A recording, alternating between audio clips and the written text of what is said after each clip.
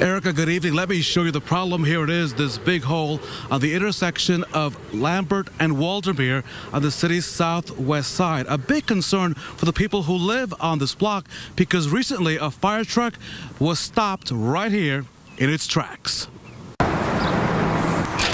John Rossner is making a point with this large pole.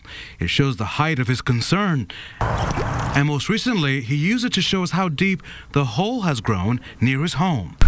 Neighbors call it Lake Waldermere. It has never dried up.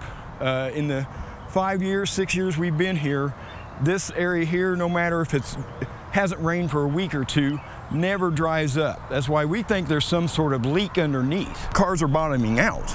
When they go in it and they hit, they get bottomed out and they have to be pulled out. The city of Indianapolis says it has a to-do list which involves work on roads and flooding issues. The $77 million will pay for the resurfacing of Fall Creek from Kessler to Shadeland, 35,000 feet of repairs and new sidewalks, and drainage improvements in the 40th Street Butler Avenue neighborhood.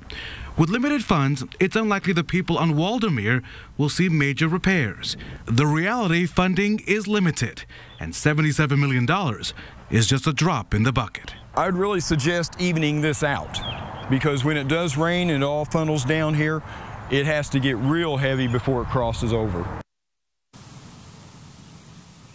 So let's reflect on this issue here on the city's southwest side.